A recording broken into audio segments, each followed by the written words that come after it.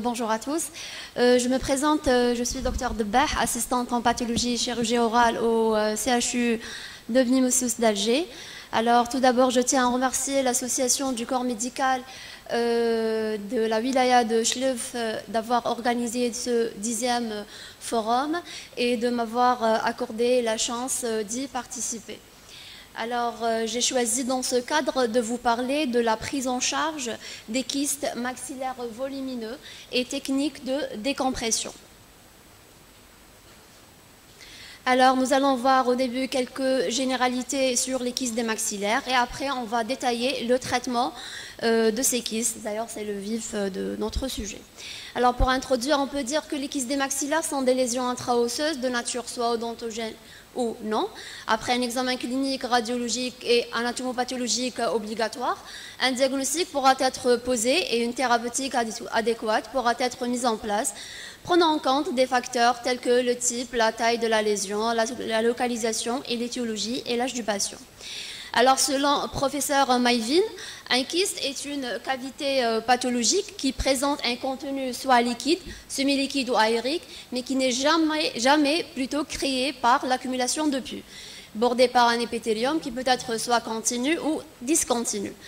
Elle peut avoir nombreuses causes, soit c'est la conséquence d'un désordre embryologique, être une anomalie de l'os, ou faire suite à une infection dentaire, ou bien être associé à une dent incluse. Alors il faut savoir que par prévalence, le kyste radiculaire est le plus fréquent, suivi par le kyste dentigère, et en troisième place, on trouve le kératokyste. Les autres kystes odontogènes sont beaucoup plus rares. Alors l'OMS a classé en 2022 les kystes en deux grandes catégories. C'est les kystes d'origine inflammatoire comme le kyste radiculaire et le kyste de développement odontogène ou non odontogène comme le kyste dentigère.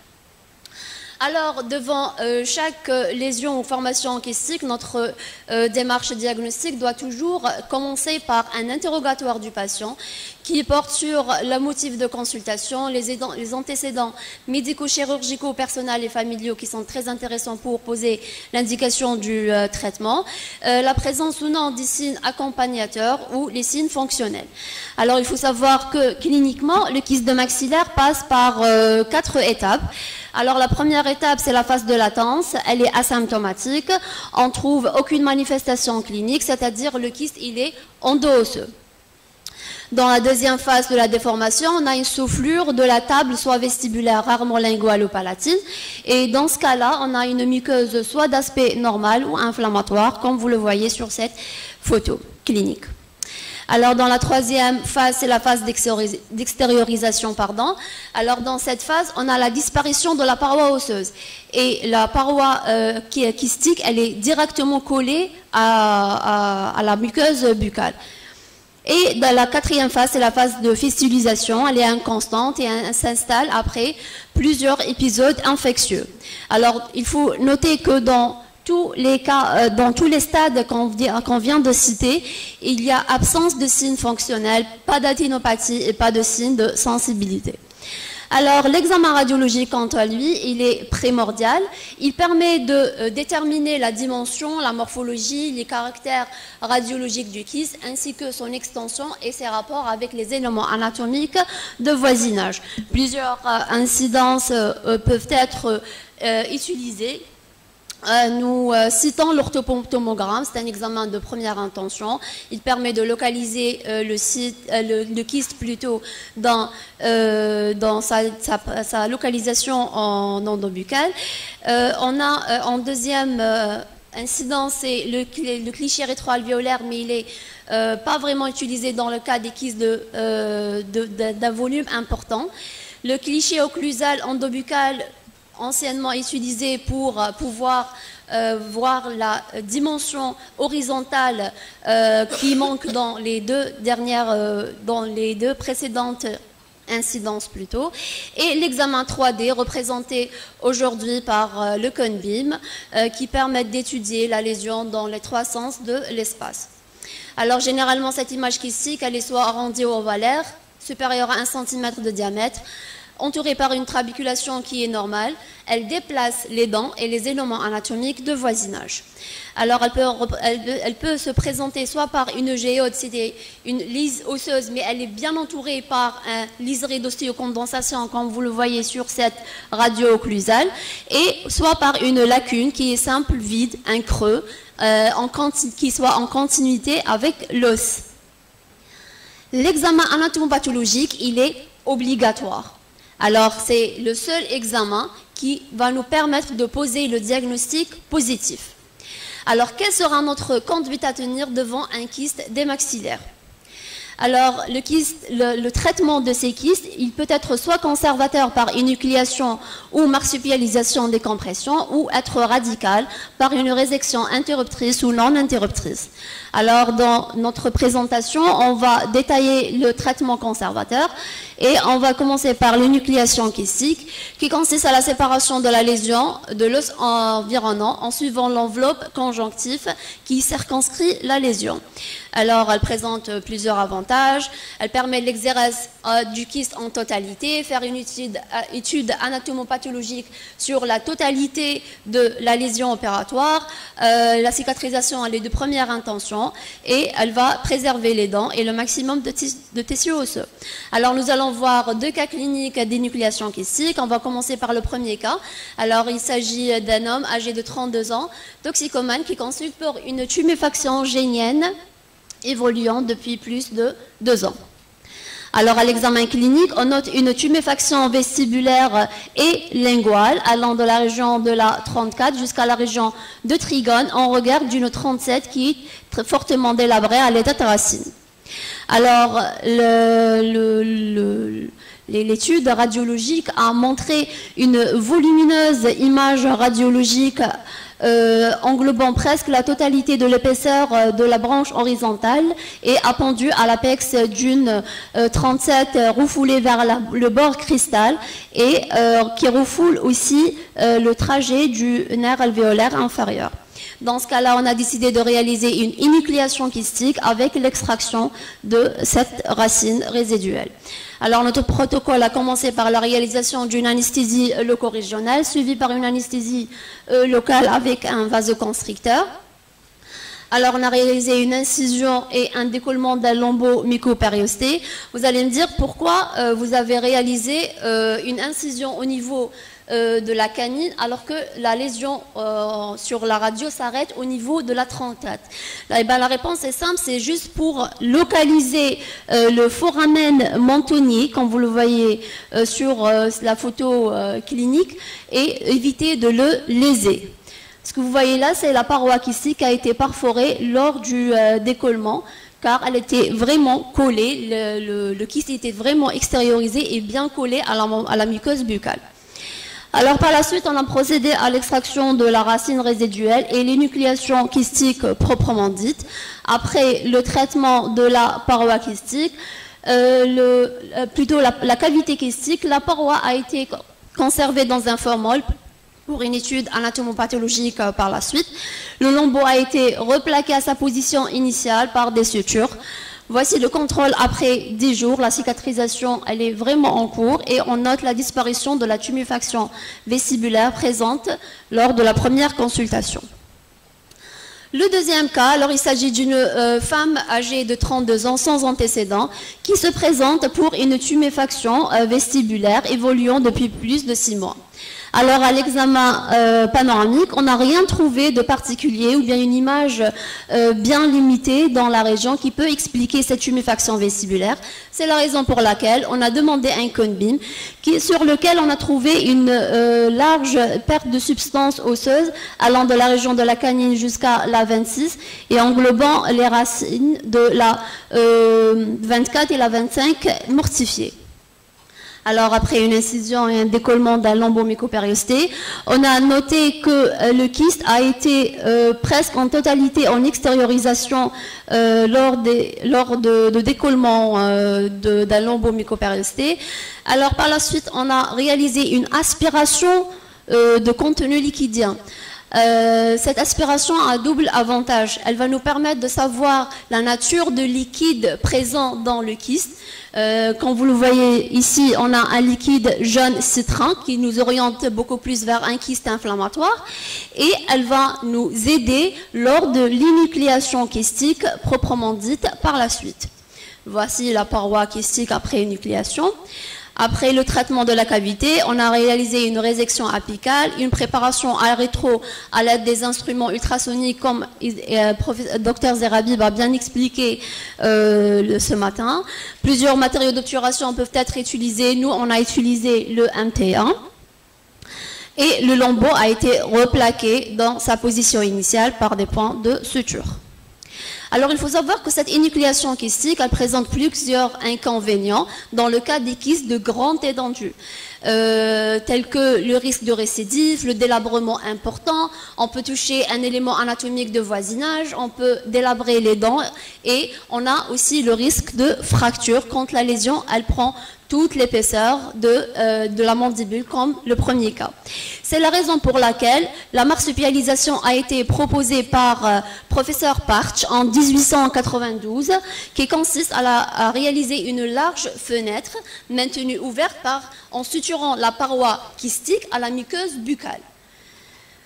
Ensuite, en 1947, Thomas a décrit ce qu'on appelle la décompression. En fait, cette technique, elle se base sur la technique de la marsupialisation.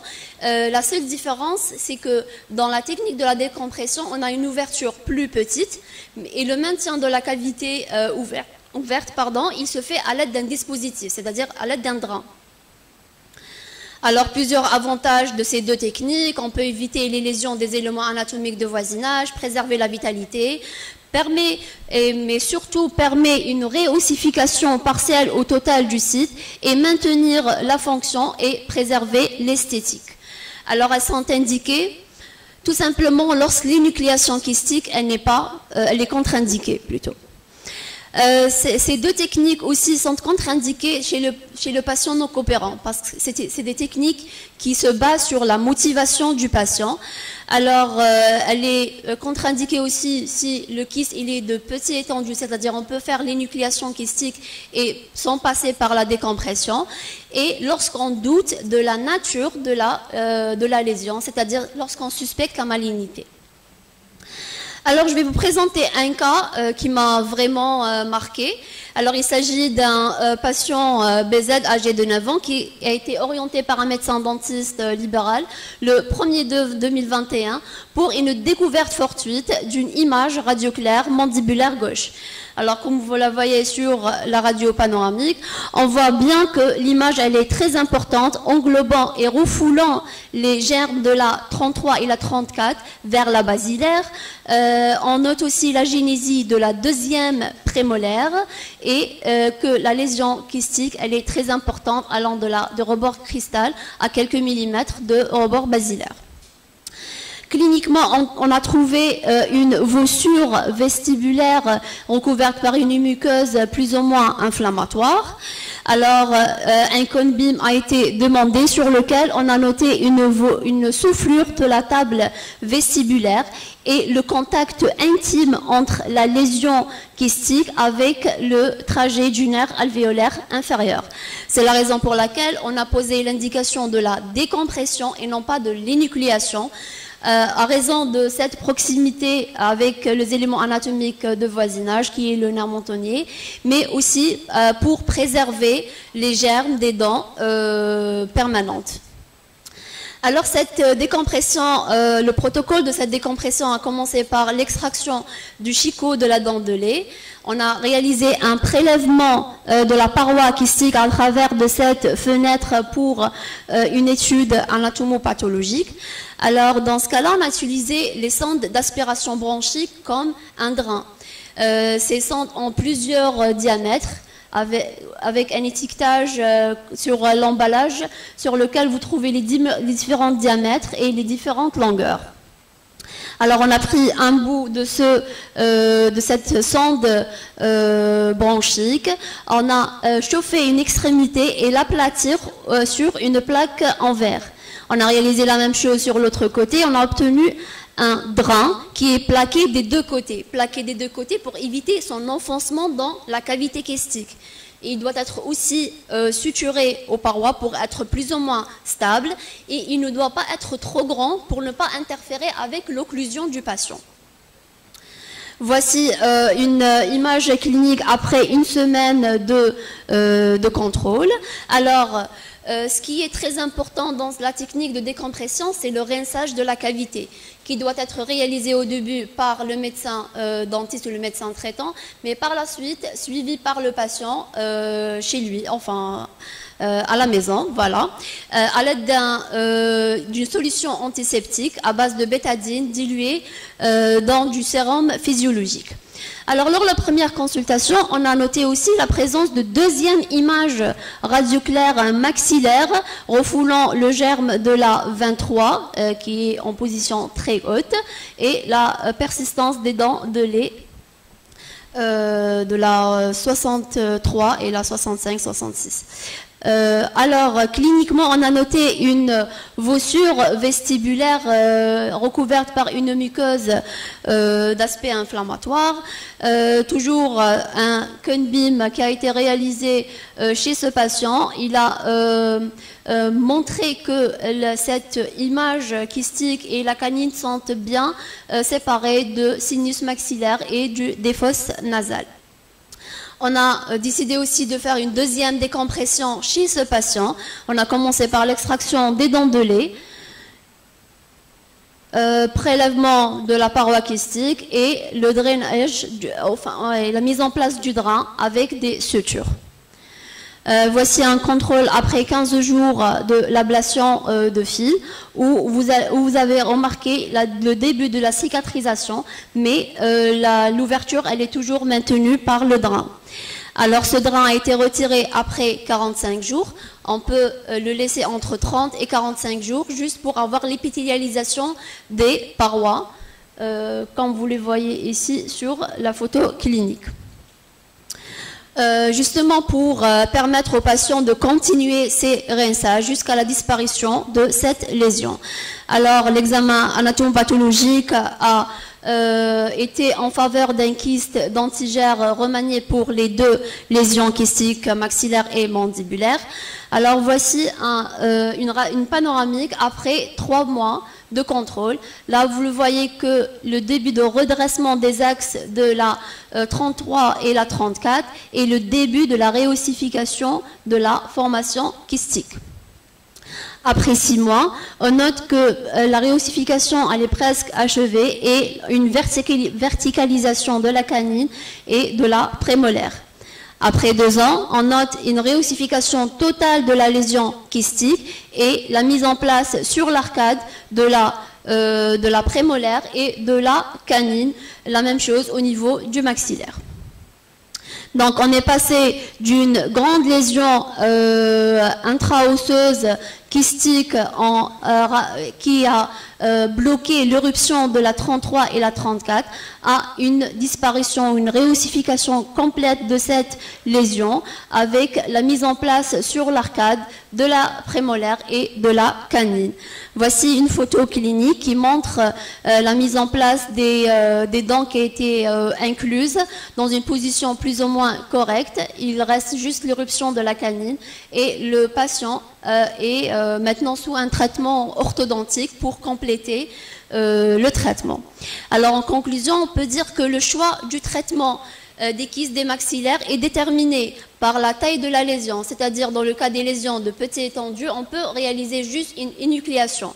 Dans le cas des kystes de grande étendue ou qui ont une proximité avec les éléments anatomiques de voisinage, on peut réaliser ce qu'on appelle la décompression ou la marsupialisation.